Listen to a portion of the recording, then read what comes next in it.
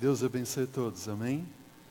Muito bom estar com vocês uma noite, uma vez mais, para continuarmos os nossos estudos em profecia. Como foi o seu dia? Foi bom? Faz assim, mais ou menos assim, alguém? Se foi mais ou menos, faz parte, né? A luta de cada dia é assim mesmo. Eu quero dizer para vocês que eu tive um lindo dia hoje, e eu vou falar um segredinho para vocês. Eu nunca falo isso, nunca costumo falar isso, mas hoje é o meu aniversário.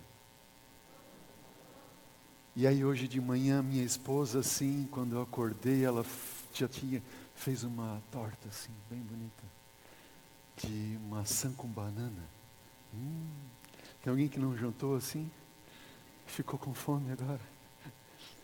Foi tão gostoso. E aí quando eu acordei com a ligação da minha filha, 6h49. Ela está lá no IAESC, no internato. Aí ela me ligou, pai, parabéns, e foi um lindo presente ali. E foi um dia gostoso com a minha família, almoçamos lá no Paulo, no restaurante do Paulo, foi bem gostoso e à tarde ali. E agora eu encerro o dia aqui com vocês, estudando a Bíblia juntos e eu agradeço a Deus por isso. Por mais um ano de vida, pela família linda que Deus tem me dado, minha esposa linda, minhas filhas lindas. E agradeço a Deus pelo privilégio de estar no ministério e de poder pregar de Jesus e poder pregar sobre essa revelação de Jesus Cristo tão linda. E Deus tem lindas revelações para nós nessa noite também, amém? Vamos orar uma vez mais? Eu queria dar a oportunidade para você orar nesse momento. Fecha os teus olhos, ora a Deus, conversa com Jesus. Conversa com Jesus, abre o teu coração a Cristo nesse momento, aproveita essa oportunidade.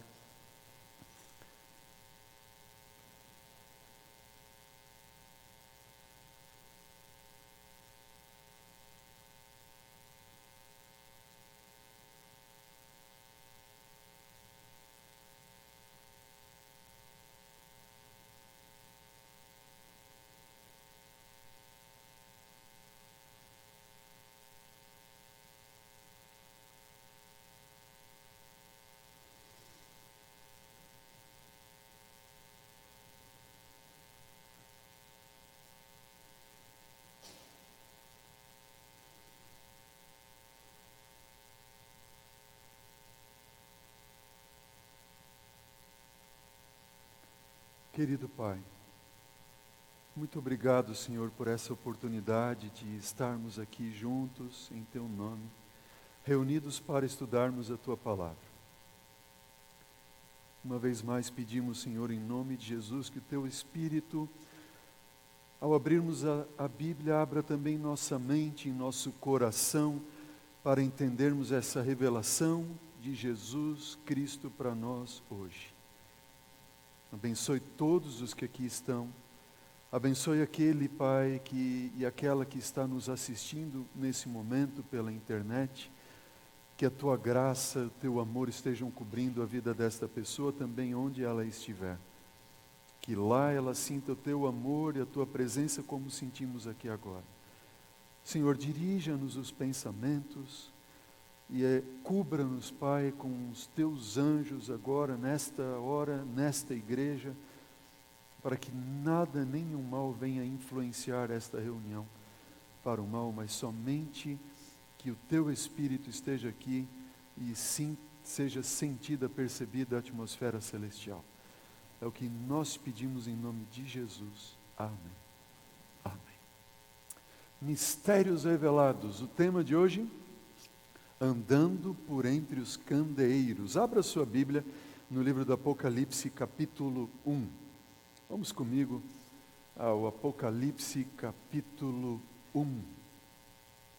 Você que está em casa nesse momento, pegue a sua Bíblia também, onde você estiver, e juntos vamos mergulhar em mais uma jornada profética que Deus tem para nós nessa noite. Apocalipse, capítulo 1.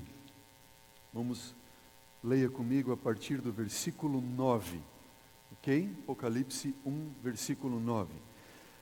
A palavra do Senhor diz assim: Eu, João, irmão vosso e companheiro no quê? Na tribulação. Tem passado por lutas? Tem passado por tribulações? João, irmão nosso nas tribulações. No reino, na perseverança, em Jesus. Achei-me na ilha de Patmos por causa da palavra de Deus e do testemunho de Jesus. Achei-me em espírito no dia do Senhor, e ouvi por detrás de mim grande voz, como de trombeta, dizendo: o que vês, escreve em livro, e manda 7 igrejas, a Éfeso, a Esmirna, a Pérgamo, a Tiatira, a Sardes, Filadélfia e Laodiceia. Voltei-me para ver quem falava comigo, e voltado, vi 7 candeeiros de ouro, e no meio dos candeeiros semelhante a filho de homem, com vestes talares e cingido até a altura do peito, com uma cinta de ouro. A sua cabeça e os seus cabelos eram brancos como a alva lã, como a neve, os olhos como chama de fogo, os pés semelhantes ao bronze polido, como que refinado numa fornalha, a voz como voz de muitas águas. Ele tinha na mão direita 7 estrelas, e na boca saía-lhe uma afiada espada de 2 gumes. O seu rosto brilhava como o sol na sua força, e quando o vi, caía a seus pés como morto. Porém, ele me pôs sobre a minha mão direita, dizendo: não temas. Ele pôs sobre mim a mão direita, dizendo: não temas, eu sou o primeiro e o último, aquele que vive. Estive morto, mas eis que estou vivo pelos séculos dos séculos, e eu tenho as chaves da morte e do inferno. Escreve, pois, as coisas que viste, e as que são, e as que hão de acontecer depois destas. Quanto ao mistério das 7 estrelas que viste na minha mão direita, e aos 7 candeeiros de ouro, e as 7 estrelas, são os anjos das 7 igrejas, e os 7 candeeiros são as 7 igrejas. Uau, que descrição, não é verdade? Nós vamos começar a buscar entender o que significa isso, que descrição é essa que nós temos no livro do Apocalipse, capítulo 1, acerca de Cristo Jesus. O primeiro ponto que nós vamos ressaltar para a nossa compreensão e estudo dessa noite está no versículo 10, como você pode acompanhar na tela e também na sua Bíblia. João, ele disse: achei-me em espírito no dia do Senhor, e ouvi por detrás de mim grande voz como de trombeta. João, ele atesta que o dia em que ele ouviu a voz e uma revelação de Cristo e dos candeeiros era um dia específico. João disse, era no dia do Senhor.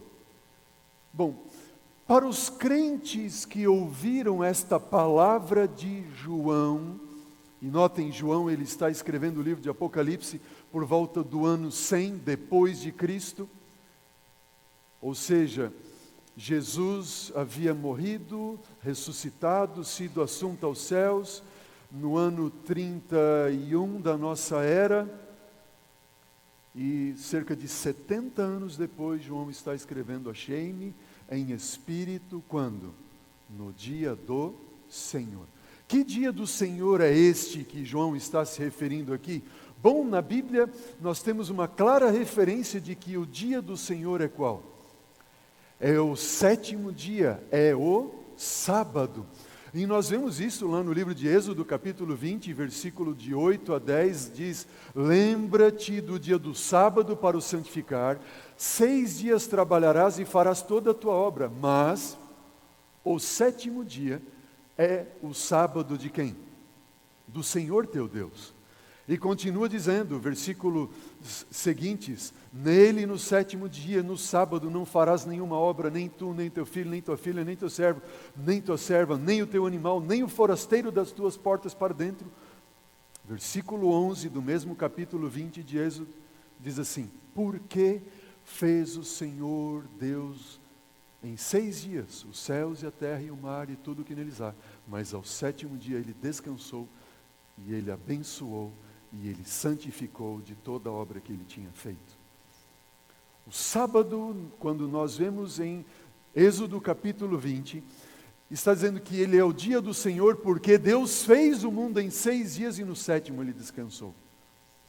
O sábado não é para o povo de Israel, o sábado é para o homem que foi criado no 6º dia da criação e no 7º dia, esse Deus eterno separou esse dia como um dia de adoração, é um dia do Senhor. 6 dias para nós trabalharmos, o 7º do Senhor.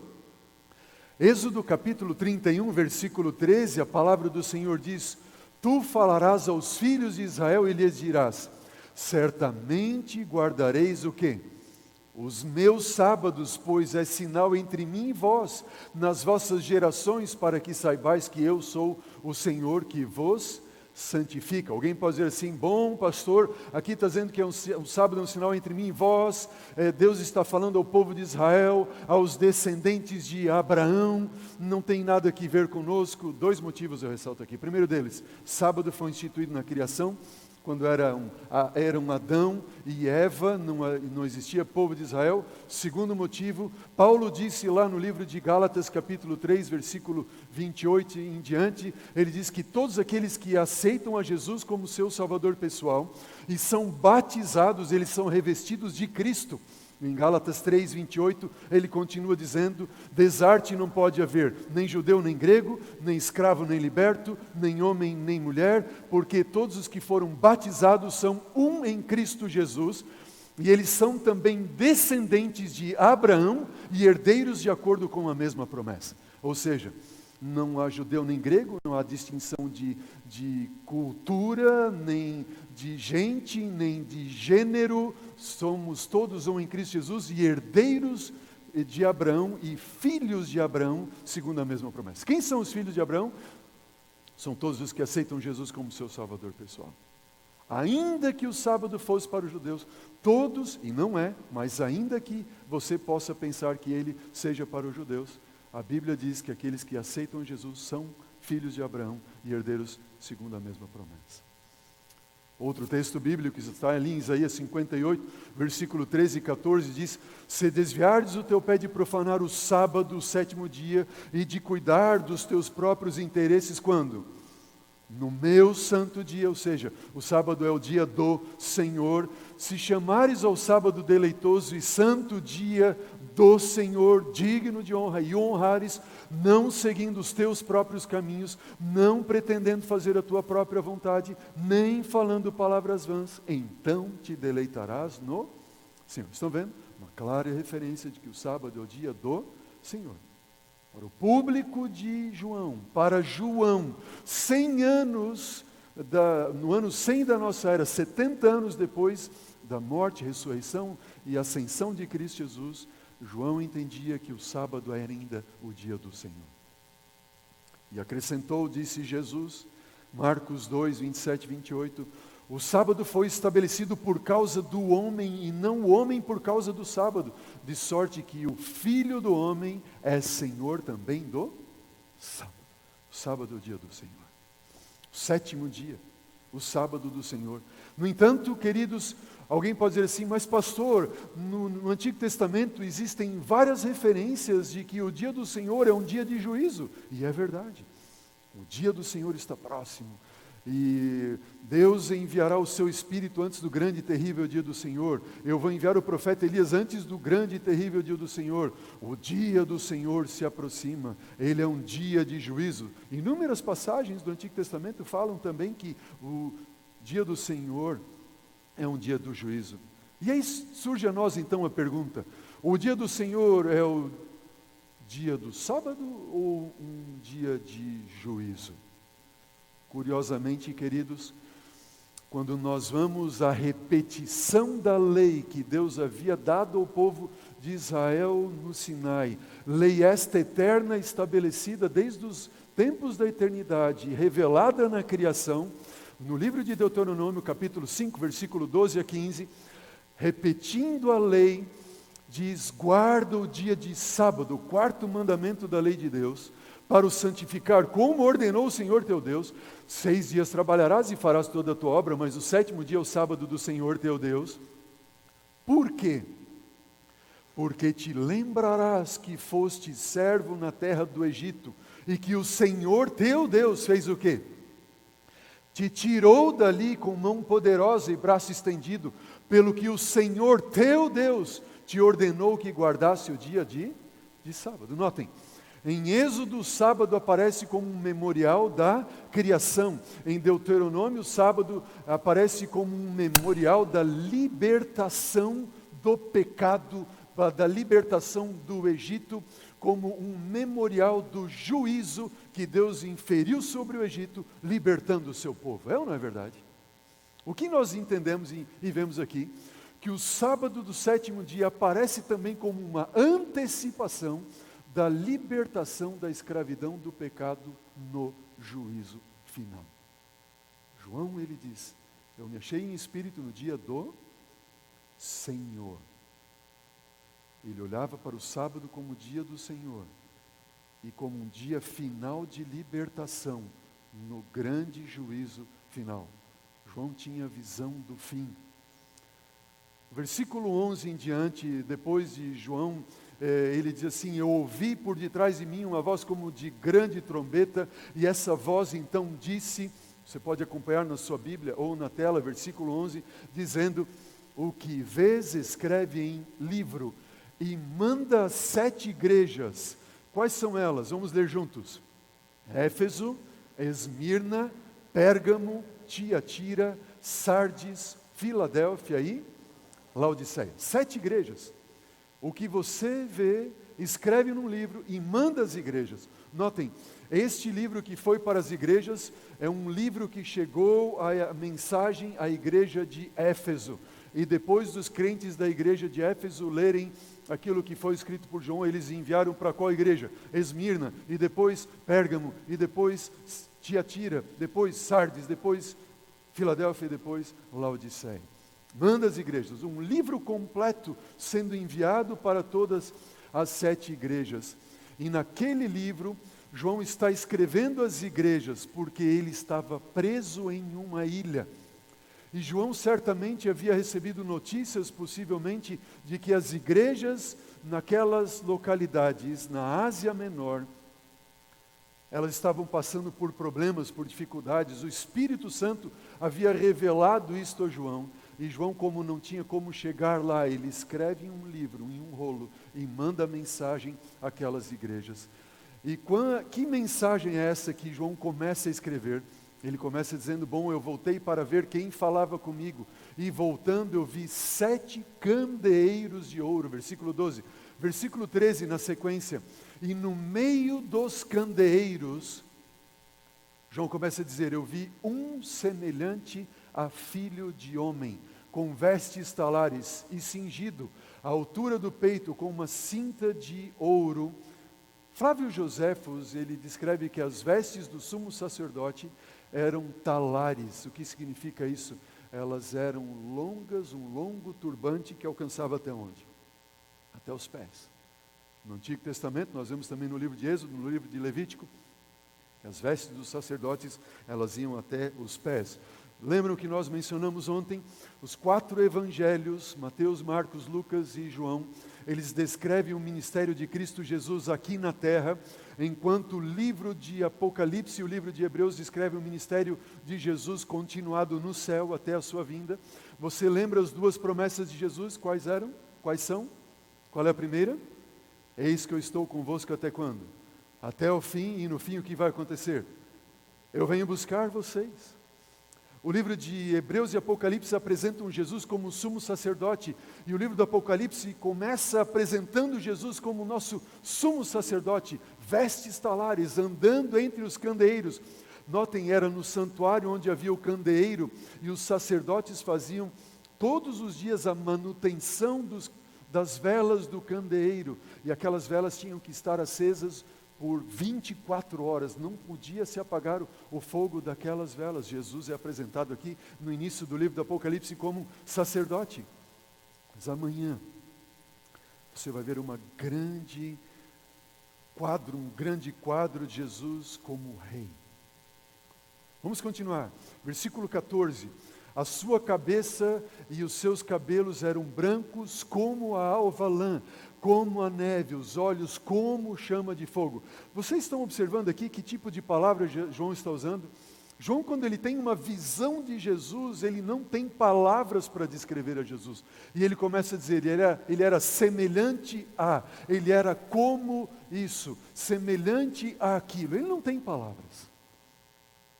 E ele começa a dar uma descrição completa de Jesus, desde a cabeça até os pés. Ele diz assim, os pés eram semelhantes ao bronze polido, como que refinado numa fornalha, e a voz como voz de muitas águas. Os 7 candeeiros, diz Apocalipse 1, versículo 20, são as 7 igrejas. Por que os candeeiros representam as igrejas? O que significa Jesus estar no meio dos candeeiros? Bom, lá no livro de Levítico, capítulo 26, e notem, eu repito aqui aquilo que nós vimos ontem, o Antigo Testamento é a grande chave para interpretarmos os escritos apocalípticos.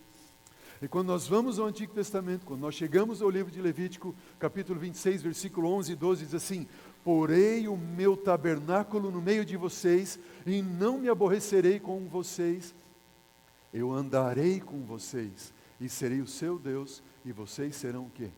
O meu povo. Notem, João vê Jesus andando no meio dos candeeiros. Os candeeiros representam as igrejas. O maior sonho de Deus sempre foi estar habitando no meio do seu povo. Amém? Mas Ele não quer habitar somente no meio do seu povo, Ele quer habitar no teu e no meu coração. Amém? E é por isso que você veio aqui nesta noite. Por isso que o Espírito Santo trouxe você aqui nesta noite. Para que Ele esteja se revelando a você como um Deus de amor que está ao seu lado. Essa é a grande revelação do Apocalipse. Sabe, imagine o sacerdote no seu serviço diário. Ele entra no templo, ele verifica as velas do candeeiro. Ele verifica se precisa pôr mais óleo e assim por diante. Imagine você na sua casa, você na sua cozinha.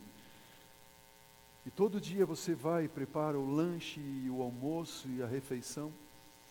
Eu fico vendo a minha esposa ali na cozinha, nunca vi tão rápida, né?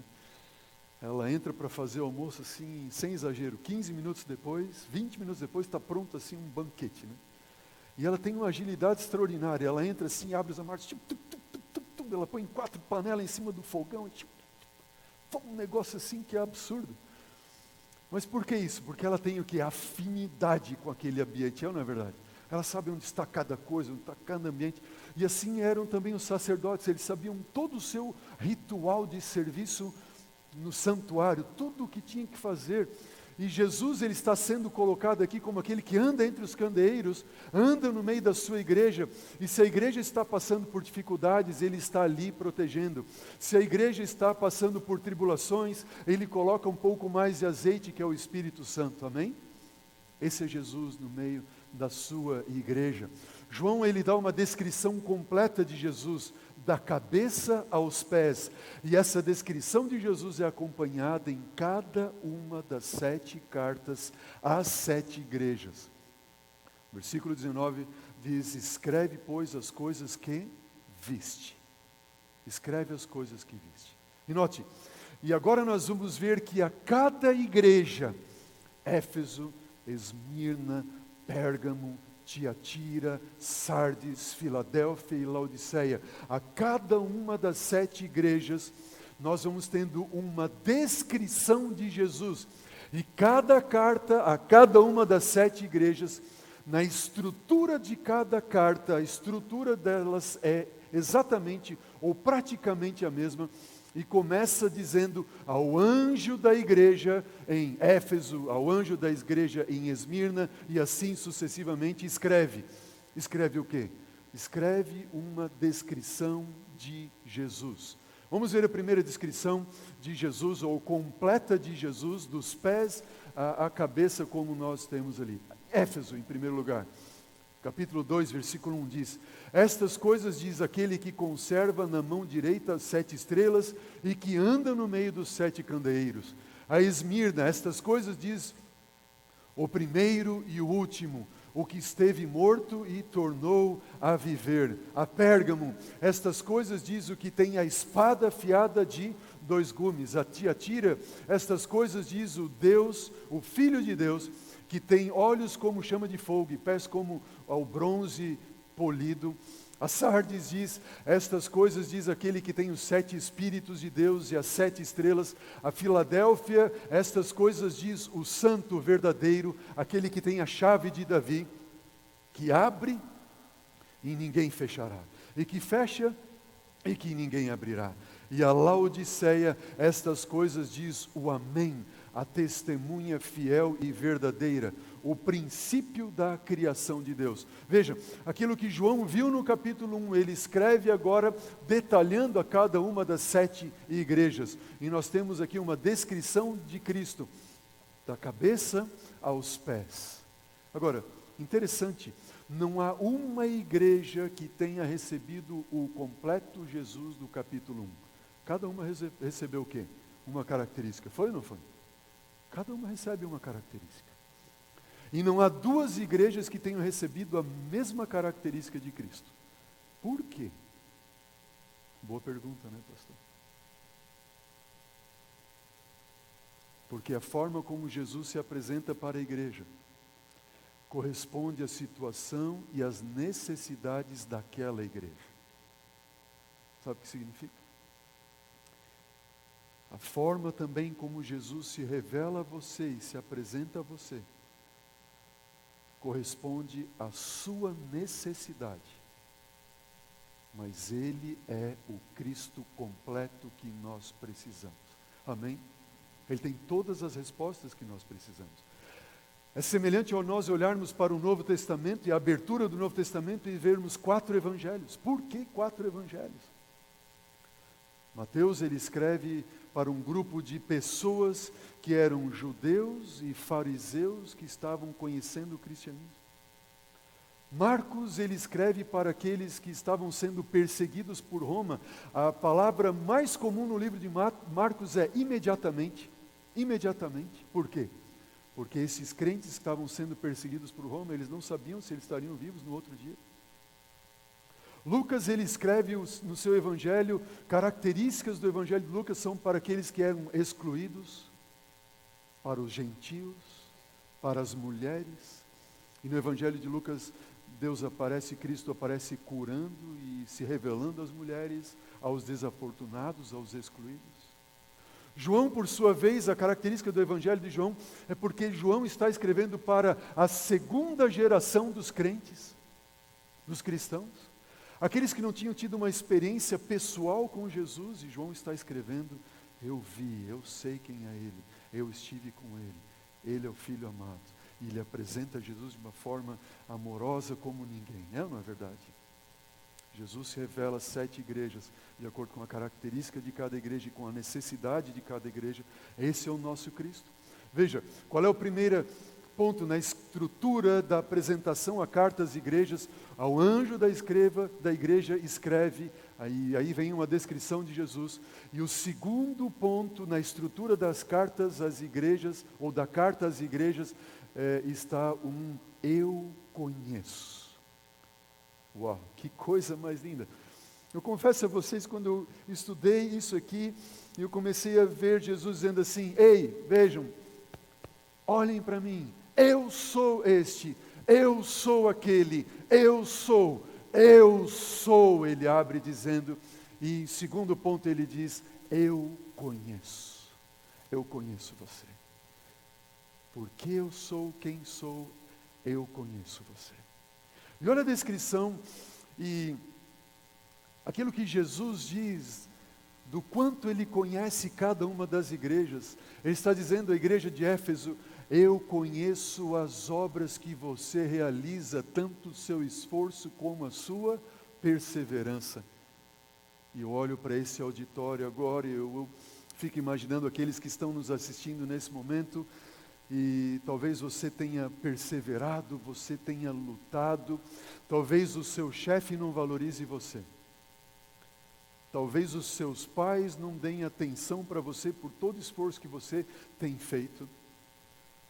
Talvez ninguém tenha valorizado tudo o que você tem procurado fazer de bom, mas Ele chega para você e para mim hoje e diz assim: eu te conheço. Eu conheço as tuas obras. O chefe seu lá no seu trabalho não tem dado valor àquilo que você tem feito, mas eu conheço as tuas obras, aquilo que você tem feito, a tua perseverança. Esse é o nosso Jesus, amém? Quando ele escreve a Esmirna, ele diz assim: eu conheço a tua tribulação pela qual você está passando e a sua pobreza. Meu Deus, que Cristo é esse? Ele não está escrevendo somente para a igreja lá nos tempos de João de Esmirna. Ele está olhando para a sua igreja, o seu povo, em cada uma das fases da história até os dias de hoje. E ele chega a você, ele chega a mim hoje. Ele diz assim: você tem passado por tribulações, meu filho. Eu conheço a tua tribulação. Ele olha para irmãos nossos lá no Oriente Médio que estão sendo perseguidos, que estão sendo mortos, como foram mortos e perseguidos os nossos irmãos crentes dos dias de João de Esmirna, que representam a igreja de Esmirna. Ele está dizendo: eu conheço a tua tribulação, eu conheço o teu sofrimento, a tua pobreza, a tua luta. A Pérgamo ele diz: eu conheço o lugar que você mora. Amém. O nosso Deus não é um Deus impessoal. A revelação linda de Jesus para nós, como nós vimos ontem, é uma revelação que vem dEle, que é acerca dEle, sobre Ele. Está dizendo: eu sei onde você mora. Que Deus, que revelação linda de Jesus é essa? Louvado seja o nome do nosso Deus, amém? Do nosso Cristo. Ele conhece as tuas obras, Ele conhece a tua tribulação, Ele conhece onde você mora. A Tiatira ele diz: eu conheço as tuas obras, que você realiza, o seu amor, a sua fé, o seu serviço, a sua perseverança. A Sardes Jesus diz: eu conheço as tuas obras, que você realiza, que você tem fama de estar vivo. Ah, mas infelizmente está morto. Quantos estão nessa condição de Sardes? Crentes que vêm à igreja, filhos de Deus que vêm à igreja, têm aparência de estar vivos, mas por dentro estão mortos. Jesus está dizendo: eu conheço você, mas eu sou aquele que estive morto e reviveu, e eu posso tornar a dar vida a você. Amém? Vida espiritual. Se é isso que você busca, eu vou dar isso a você. A Filadélfia, ele diz: eu conheço as tuas obras, as obras que você realiza, e eis que eu tenho posto diante de ti uma porta que está aberta, a qual ninguém pode fechar, e sei que você tem pouca força, mas guardou a minha palavra e não negou o meu nome. Esse é Jesus. A Laodiceia, ele diz: eu conheço as obras que você realiza, que você não é nem frio nem quente. Ah, quem dera você fosse frio ou quente. Quem é esse Jesus? Ele é aquele que nos conhece por completo, amém? Ele é o Cristo completo que nós precisamos. Mas a pergunta que eu faço nessa noite é: e nós? Conhecemos a Jesus? Sabe que é tão fácil nós sermos cristãos e crentes formais, nominais, é ou não é verdade?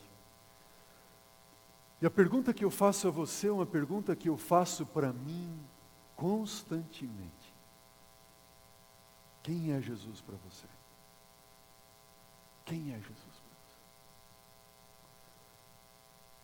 Eu nunca me esqueço que quando eu estava entrando na igreja, conhecendo esse Jesus, como eu mencionei para vocês, em 1987, final do ano, minha mãe, ela começou a estudar a Bíblia em 89. Teve uma campal em Brasília com o pastor Alejandro Bulhão. Eu não era batizado ainda. Eu fui àquela campal. E o tema da campal era: conhecer Jesus é tudo. Foram 10 dias ali acampados em Brasília. Alguém teve nessa campal aqui, não? Não? Alguém teve, não? Eu nunca vou me esquecer, pastor Bulhão, líder jovem naquela época. E eu, jovenzinho, 14 anos. E aí toda noite o pastor Williams Costa Júnior e o hino tema, né? Conhecer Jesus é tudo que eu preciso conhecer. Lembra? Compreender o amor, é tudo que eu preciso compreender para ter poder no viver. Nunca me esqueça. Conhecer Jesus é tudo. Conhecendo Jesus. Quem é Jesus para você? João 17, 3 diz assim: a vida eterna é esta, que te conheçam a ti, o único Deus verdadeiro, e a Jesus Cristo a quem enviaste. A vida eterna está em eu fazer algo? Não. A vida eterna está em eu conhecer Jesus. E aqueles que conhecem a Jesus, eles vão fazer tudo por amor ao seu nome. No entanto, alguns fazem porque querem ter vida eterna, mas não é isso. Como assim, pastor? Lembram que eu mencionei ontem que a revelação do Apocalipse é uma revelação de Jesus Cristo que Deus lhe deu para mostrar aos seus servos. Quem são os servos? São aqueles que fazem a vontade do Pai, mas eles fazem a vontade do Pai não por fazer, eles fazem porque eles conhecem o Pai, eles conhecem o Filho, eles conhecem, têm comunhão com o Espírito. Quando nós vamos à Bíblia no capítulo 25 do Evangelho de Mateus, nós não vamos abrir agora, o tempo não nos permite vermos os detalhes, mas você conhece essa história. Jesus ele começa declarando o quê? Haviam 10 virgens, lembra a parábola das 10 virgens? 5 delas eram prudentes, 5 delas eram nécias loucas, lembram dessa parábola? E aí Jesus continua dizendo assim, as nécias, elas tinham a lâmpada, mas não tinham azeite nas lâmpadas. As prudentes, elas tinham lâmpada e tinham azeite. E quando elas viram que o noivo tardava a vir, elas todas 10 adormeceram. Mas de repente veio um grande clamor dizendo: eis o noivo, saí ao seu encontro.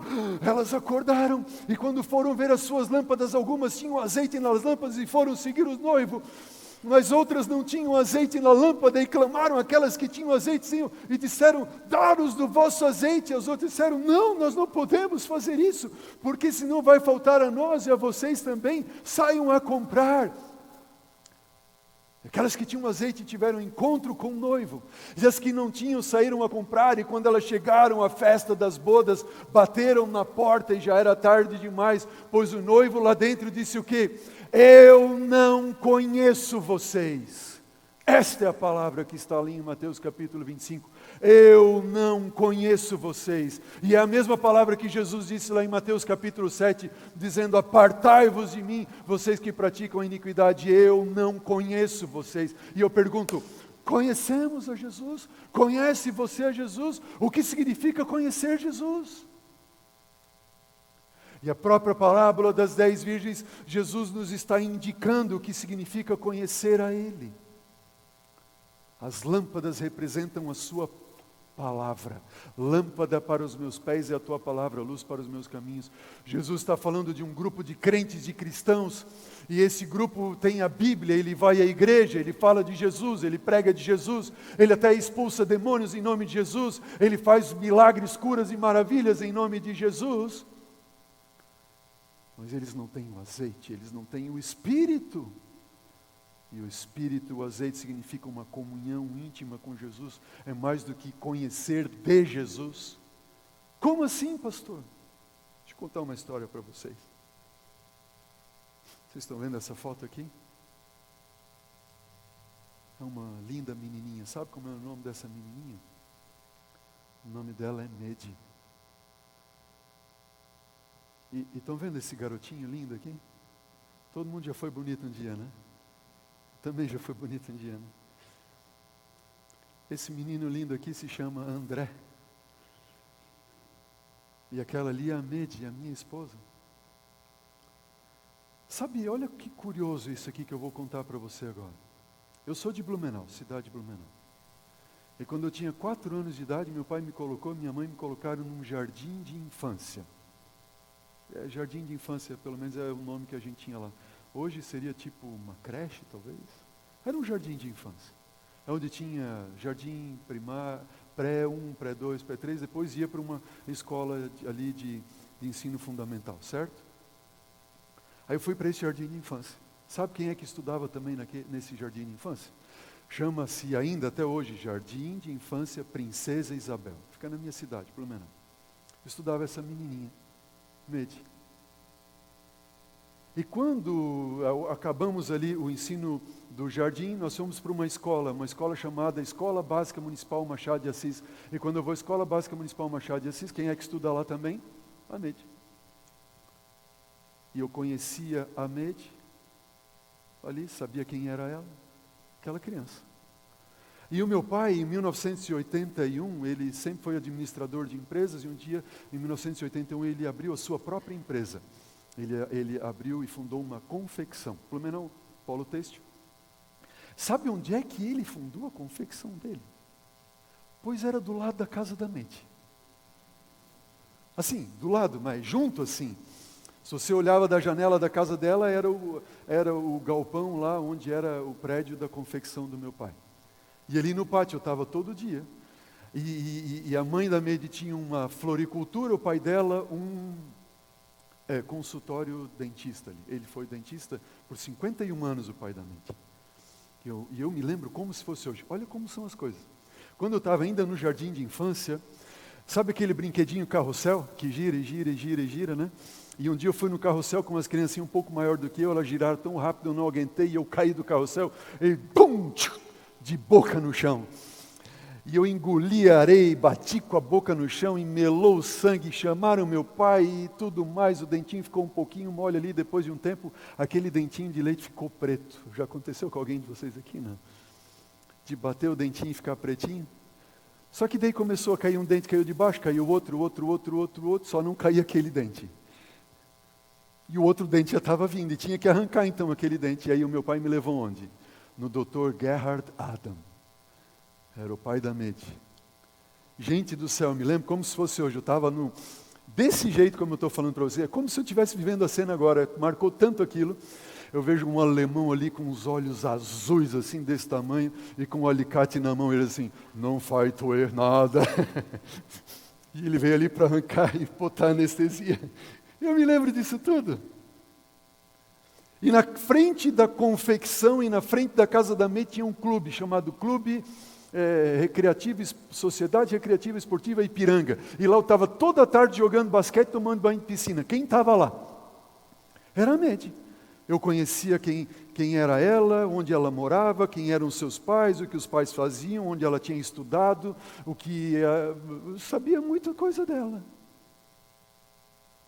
Mas eu não conhecia a ela. Estão entendendo a diferença? E aí, quando chegou a 5ª série do ensino fundamental, foi para um lado, estudar numa escola, eu tinha de estudar numa outra escola, e quando eu tinha meus 14, 15 anos de idade, eu fui para a igreja e fui batizado. Meu Deus, quem é que eu encontro naquela igreja? A Medi. E um dia, quando eu tinha 18 anos, a gente foi num junta-panela da igreja. Esse junta-panela são uma bênção mesmo.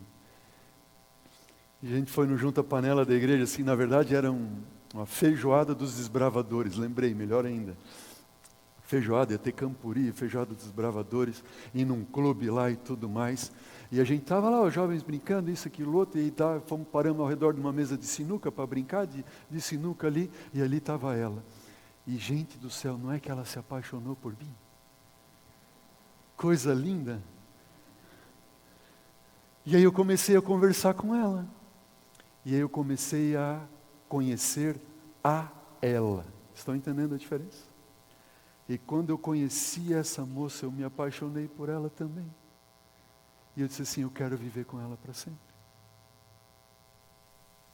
Eu pergunto, conhecemos quanto de Jesus? Conhecemos quanto a Jesus? Tem diferença de conhecer de e conhecer a? Eu podia conhecer tudo dela, acerca dela, onde ela morava, quem eram seus pais, etc. Tudo que eu falei aqui para vocês. E tem muitos cristãos hoje que conhecem muito de Jesus, é ou não é verdade? E vêm e ouvem sermões e mais sermões, e sermões mais sermões. Sábado após sábado, domingo após domingo, quarta após quarta, semana de oração após profecia e um raio ali, desculpa a expressão. Mas não conhecem a Jesus. E Jesus no livro do Apocalipse, Ele vem se revelando a nós como um Deus de amor, é uma revelação de amor. Eu conheço você, eu sei quem é você, eu quero ter uma relação íntima contigo. Deixa eu me revelar a você como sendo o teu Deus. Amém? Oh, querido João, ele revela esse Cristo para nós, e no versículo 9 do capítulo 1, você pode ver na sua Bíblia, acompanhar na tela. Ele diz assim: eu, João, irmão vosso e companheiro no quê? Na tribulação, no reino, na perseverança, em Jesus. Que ele diz? Achei-me na ilha de Patmos. Por que motivo? Vamos, diz para mim, igreja. Por que motivo João estava na ilha de Patmos? Por causa da palavra de Deus e do testemunho de Jesus. E eu pergunto para você, a ilha de Patmos era um lugar gostoso para estar? Não, era uma ilha rochosa, era uma ilha que era uma prisão, era como se fosse um Alcatraz. Durante o dia era o sol caustigante de 40, 50 graus, à noite gélido, João andando descalço naquela ilha, águas por todos os lados, e ele está dizendo assim: eu sou companheiro de vocês na tribulação, eu me acho na ilha, eu me achei na ilha de Patmos por causa do quê?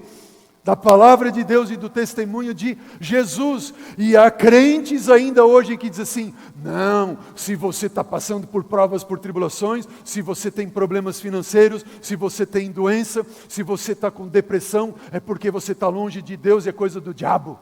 Já ouviram gente falando isso? Ouviu ou não ouviu? Aí eu te pergunto, João era um homem de Deus? Ou não? Ele estava sendo perseguido, sim ou não? E passando por tribulações, sim ou não? E excluído de todo e de todos, sim ou não? Rejeitado por tudo e por todos, sim ou não? Por que motivo? Por causa da palavra de Deus e por causa do testemunho de Jesus. É muito fácil seguir a Deus quando a gente tem dinheiro, quando a gente tem saúde, quando vai tudo bem com a gente, é ou não é? Mas e quando a gente perde tudo?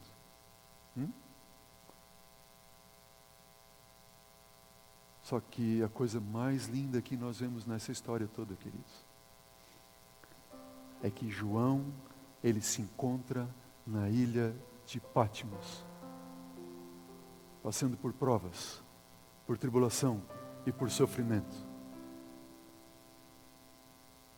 E é quando nós chegamos a Patmos, assim como João, e todos aqueles que se achegam a Patmos, como João, eles recebem uma revelação de Jesus Cristo. Amém. Daniel teve que sair da sua casinha, da sua cidade, para ir à Babilônia, sofrer provas, excluído, para receber o quê? Revelações do tempo do fim. Jó sofreu por que motivo? Jó sofreu porque ele era pecador? Os seus amigos vieram para ele todo instante dizendo assim: você está sofrendo isso porque você é pecador. Está acontecendo isso porque você tem pecado. Confessa o teu pecado. Jó dizia assim: o que eu fiz? Eu não fiz nada. Jó não sofreu porque ele era pecador, porque ele precisava ter o seu caráter aperfeiçoado. Jó sofreu porque ele era íntegro, reto, temente a Deus e se desviava do mal, porque ele era filho de Deus. Nessa semana você vai entender um pouco mais o que significa isso. Clamor dos justos. O livro do Apocalipse revela o clamor dos justos, o clamor daqueles que buscam o Senhor, o clamor daqueles que fazem a vontade de Deus. Talvez você esteja pensando hoje: meu Deus, por que eu estou nesse lugar? Por que eu estou nessa cidade? Por que eu estou nesse emprego? Por que eu estou passando por essa doença? Por que eu estou passando por esse problema financeiro? E Jesus está dizendo: filho, todo o Patmos da sua vida tem uma revelação de Jesus. Ele quer se revelar a você como alguém que te conhece, amém? Que te ama como ninguém.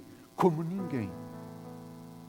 A grande prova de nossa fé, queridos, não se dá quando servimos a Deus e somos abençoados em tudo. A grande prova de nossa fé se dá quando perdemos tudo e ainda continuamos fiéis a Ele. A grande prova de nossa fé também não é morrer por Cristo, mas o quê? Mas viver por Ele. É continuar fiel em meio à doença, ao câncer, à rejeição, à tribulação, a tudo. Tem um amigo meu que ele sofre de uma doença que não tem cura. Ele disse assim: André, viver por Cristo é mais difícil que morrer por Ele. Todo Patmos, talvez você tenha passado na sua vida, Ele vem hoje para se revelar a você. Há uma revelação de Jesus para a tua vida, amém? A experiência de Patmos sempre resulta na revelação de Jesus Cristo. Diga amém, esse é o meu Deus. Se falta azeite na lâmpada, Ele vem hoje dar o azeite, amém? Ele vem dar o azeite, porque Ele nos ama e nos quer salvar. Que Deus te abençoe. Aceite esse Cristo na sua vida. Entregue-se a Ele. Confie nele. E o mais Ele fará, amém? Nós vamos ouvir uma música nesse momento. O Luciano vai cantar para a gente. Mas antes que ele cante, pode vir, Luciano, aqui. Lembra a estrutura do livro do Apocalipse? Ele se revela a nós. Ele diz: eu te conheço. Ele tem te chamado para ouvir o que o Espírito diz. E Ele tem uma promessa para aqueles que aceitam Ele, se entregam a Ele. Esses serão os vencedores. Ele diz: o vencedor terá direito à árvore da vida, amém? Você quer estar entre esses? Ah, sim, eu quero. Nós só precisamos ir a Jesus para conhecermos a Ele. Deixarmos que Ele seja o Deus da nossa vida. Ele diz: o vencedor ganhará a coroa da vida e não sofrerá a segunda morte. Amém! Revelação de Jesus Cristo. O livro do Apocalipse diz: felizes são aqueles que dormem, porque a sua recompensa está guardada. Eles não verão a segunda morte. A Pérgamo, ele diz: ele ganhará o vencedor do maná escondido. Ele, Cristo Jesus, é o pão vivo que desceu do céu, e uma pedrinha branca e um novo nome. Ele diz assim: o vencedor terá autoridade sobre as nações, regência sobre as nações, e com um cetro de ferro para destruí-las. E ganhará a estrela da manhã. O vencedor andará com Jesus, ganhará vestiduras brancas, e o seu nome não será tirado do livro da vida, e será reconhecido diante do Pai, diante dos anjos. O vencedor será guardado na hora da aprovação, amém? Promessa de Jesus. Deus está dizendo: filhos, diante de vocês vão vir períodos difíceis, mas eu vou estar com vocês. E no final eu venho buscar vocês. Aqueles que vencerem terão direito a sentar-se com Ele no trono do Pai, como Ele sentou. Amém? Você quer estar com esse Jesus? Entregue o seu coração e sua vida a Ele hoje. Está passando por provas, tribulações? Ele está contigo para se revelar a você como Deus de amor que Ele é. Enquanto o Luciano canta essa música, onde você está? Do jeito que você está, assim como ontem. Ore a Deus, abra o seu coração, agradeça a Ele por essa revelação e diga: Senhor, ajuda-me a te conhecer. E assim como Jó, talvez hoje você tenha ouvido só de falar, mas Ele vai permitir que os teus olhos o vejam. Amém? Porque Ele é o nosso Deus. Deus te abençoe. Deus nos abençoe.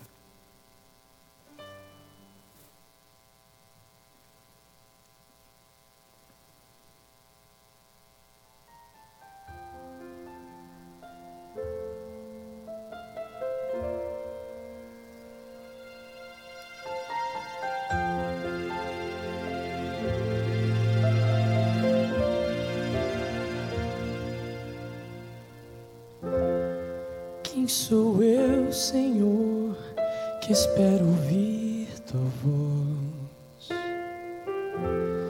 Quem sou eu tentando te escutar? Já tentei ouvir tua voz em forma de canção. Tentei sonhar, tentei sentir. Não sou nada nem ninguém, sou apenas quase pó. Mas eu quero te pedir, ouve a minha oração. Sei que és grande em poder, que não cabes nem no céu. És o grande Deus, eu sou, e eu sou pecador. Não sou digno de falar, nem sou digno de pedir, mas te peço mesmo assim, eu imploro, habita em mim.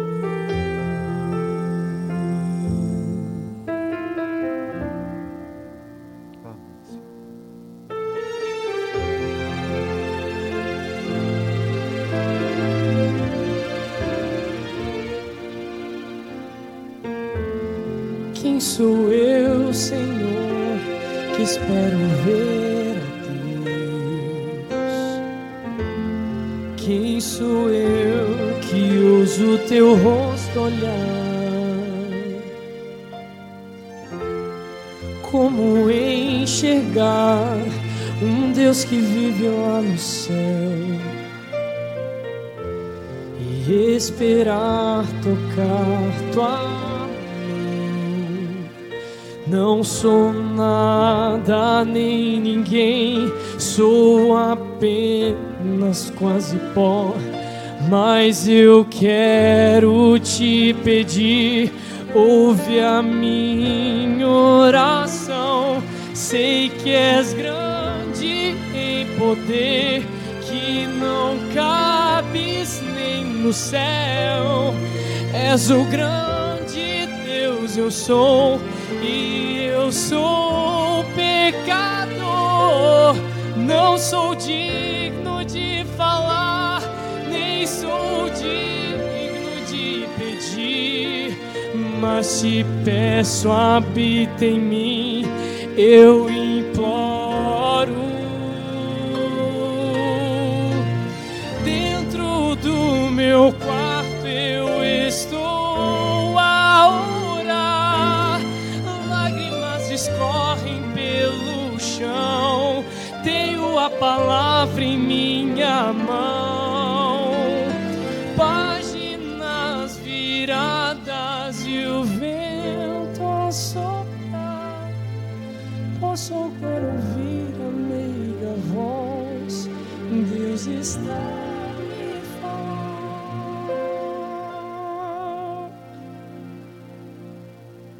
Eu sou grande em poder, nada pode me conter. Sou grande Deus, eu sou, e tu és pecador. Não és digno de falar, nem és digno de pedir, mas te aceito mesmo assim e prometo, habitarei em ti.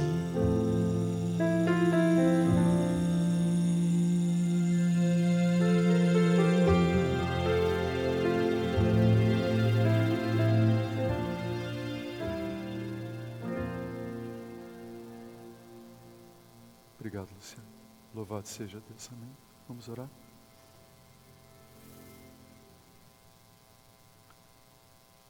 Senhor, nós encerramos, Pai, o culto dessa noite sem palavras para expressar nossa gratidão a Ti por tudo que Tu és. por toda essa linda revelação de Jesus que o Senhor nos dá, por todo esse amor. Ó Deus, como gratidão a tudo isso, Pai, nós abrimos nosso coração a Ti e dizemos: habita em mim, habita em nós, Senhor.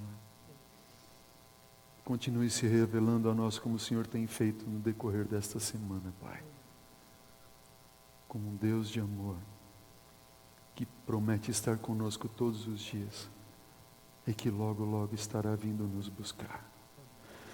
Ajuda-nos, Senhor Deus, a não conhecermos só de Ti, mas conhecermos a Ti, Pai, termos o Senhor e a Jesus como nosso grande Deus e Pai, sobretudo amigo, presente conosco todos os dias. Despede-nos agora com a Tua bênção, Pai. Nós te agradecemos e pedimos em nome de Jesus. Amém.